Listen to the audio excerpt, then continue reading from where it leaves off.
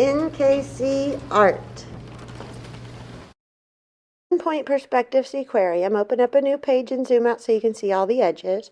There's a ruler tool at the top. You can angle. You're going to go from one corner of the paper to the opposite end of the other side of the paper to the corner. And you're going to get black and your technical pen. And you might go around about a 3, a 4, somewhere around there will be good. And you're going to use that ruler's edge to draw a straight line from one corner to the other, diagonal across your page. Then you're going to adjust your ruler to the other side and draw a diagonal along the line the other direction from one corner to the other. This will give you an X in the middle of your paper when you're done.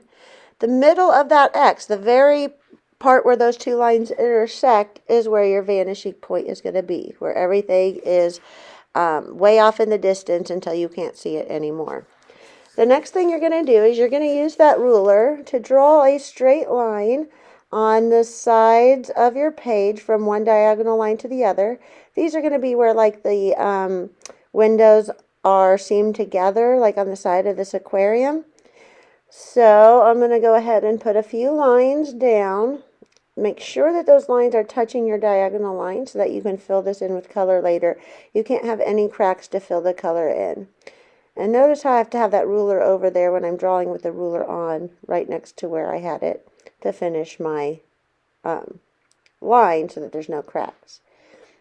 Then I'm going to go in and go ahead and make one more line on here. A little too far. It's hard to get it exactly from one line to the other. It takes a few tries. When you're done with that, we're going to do lines on the other side as well.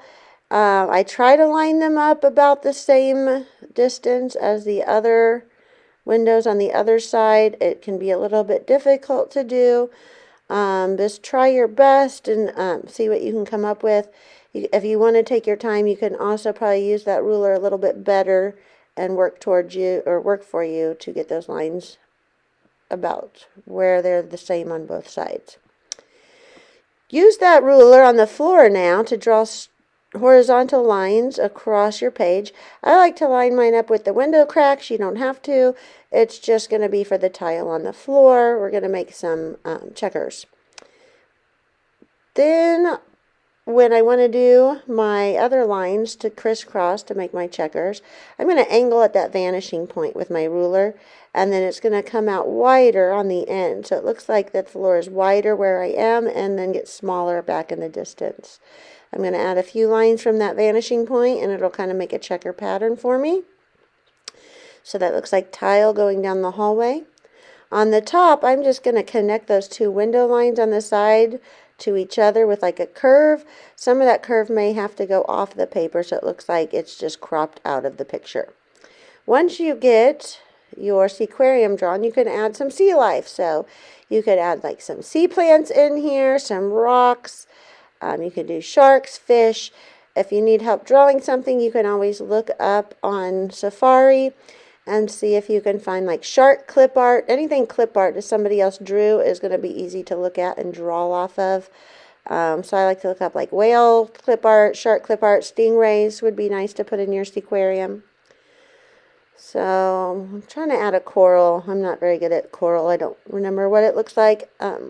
I could look it up on Google, but I'm trying to go rather quickly so that you guys can start your project. So a few more like seaweeds, maybe like a little beach, sandy beach down there, some more seaweed. And then I think on the top I'm going to add some jellyfish. Again, make sure all your lines are touching, because then you can use that paint bucket tool next week when we go back in to color this, and you won't have as many issues if you don't have cracks anywhere between your lines. They should all touch. So I'm going to put a couple of jellyfish up here. I like to do the tentacles first and the bottom of them last. That way I don't have to worry about erasing my lines for the tentacles to hang out. Possibly over here I can do some like little clownfish like Nemo, those orange and white fish, the little stripes on them. Add a couple of those over here, and then possibly a big turtle. Now the turtle shape is a little bit hard to draw. I just do the best I can. It's kind of like a soccer ball shape. But they can be kind of difficult, so I just kind of make it look like a turtle shell the best that I can, just filling in all of those cracks.